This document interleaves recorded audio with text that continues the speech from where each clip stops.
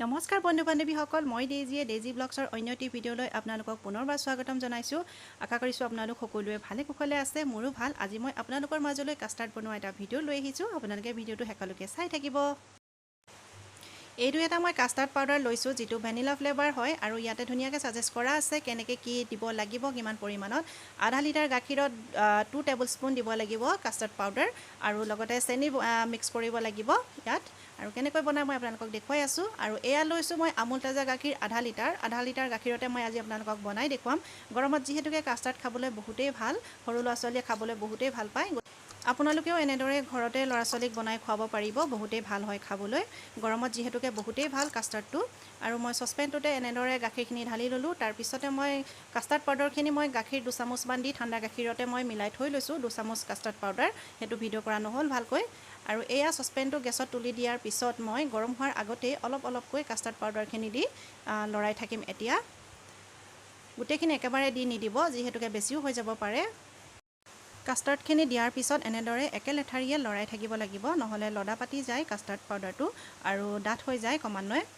এনেদৰে লৰাই থাকিব লাগিব। বাকী থকা কাষ্টাৰ্ডখিনিও মই ইয়াতে দি দিলোঁ। এনেদৰে 5 মিনিটমান লৰাই থাকিব লাগিব গাখীৰখিনি উতল অহালৈকে।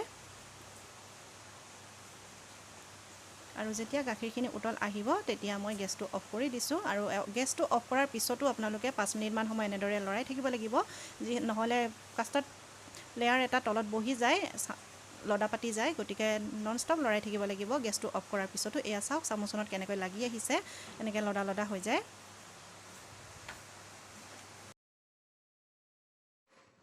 আৰু এইখিনি মই কাষ্টাৰ্ডখিনি চচপেনটোৰ পৰা আঁতৰাই এটা পাত্ৰত লৈ ল'লোঁ। আৰু এইখিনি এতিয়া মই 4-5 ঘণ্টাৰ কাৰণে ফ্ৰিজত ঠাণ্ডা হ'বলৈ দিম।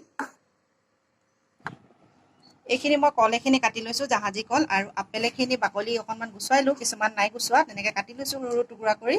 আৰু এয়া কাজু এখিনিও সৰুকৈ কাটি লৈছোঁ, আৰু অকণমান চেৰি কাটি লৈছোঁ। এতিয়া এইখিনি গোটেইখিনি ধুনীয়াকৈ সজাই ল'ম। আপোনালোকে চাই থাকিব ভিডিঅ'টো শেষলৈকে।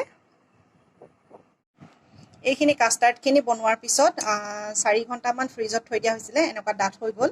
এতিয়া ইয়াতে ফ্ৰুটছখিনি দি ধুনীয়াকৈ মই আপোনালোকক সজাই দেখুৱাম। এনেকৈ ঘৰত আপোনালোকে খুব সহজতে বনাই খাব পাৰিব। আৰু এইকেইটা গিলাচকেইটা মই ৰেডি কৰি লৈছোঁ, আপোনালোকক সজাই পৰাই দেখুৱাই দিম। চাই থাকিব ভিডিঅ'টো। আপোনালোকে কাষ্টাৰ্ডখিনিতে ফ্ৰুটছখিনি দিও মিক্স কৰি ল'ব পাৰে। মই পিছে এনেদৰে আগতীয়াকৈ ফ্ৰুটছখিনি দি ল'লোঁ, তাৰপিছত কাষ্টাৰ্ডখিনি ওপৰতে ঢালি দিলোঁ। আৰু এয়া চব খুব ধুনীয়া হৈছে। ওপৰত চেৰিখিনি দি দিলে বহুত ধুনীয়া দেখায়। মই পিছে একেলগেই দি দিলোঁ। আৰু মোৰ ওচৰত ইমানখিনি ফ্ৰুটছ আছিলে, মই সেয়াই দি বনালোঁ। আৰু এই আমাৰ বেটাই খাবলৈ লাগি গৈছে। কেনেকুৱা হৈছে বেটা, কৈ দিয়া। মজা? মুখখনে কোৱা কিবা এটা। ভাল হৈছে। আৰু এয়া কাষ্টাৰ্ড এনেকৈ মই বনাই দেখুৱালোঁ আপোনালোকক। খুব ধুনীয়া হৈছে, আপোনালোকৰ ঘৰত ট্ৰাই কৰিব। আপোনালোকৰ যদি ভিডিঅ'টো মোৰ চাই ভাল লাগিলে তেতিয়াহ'লে প্লিজ লাইক, কমেণ্ট, শ্বেয়াৰ কৰিবলৈ নাপাহৰিব। লগতে মোৰ চেনেলটো ছাবস্ক্ৰাইব কৰি বেল আইকনটো টিপি ল'ব। ধন্যবাদ।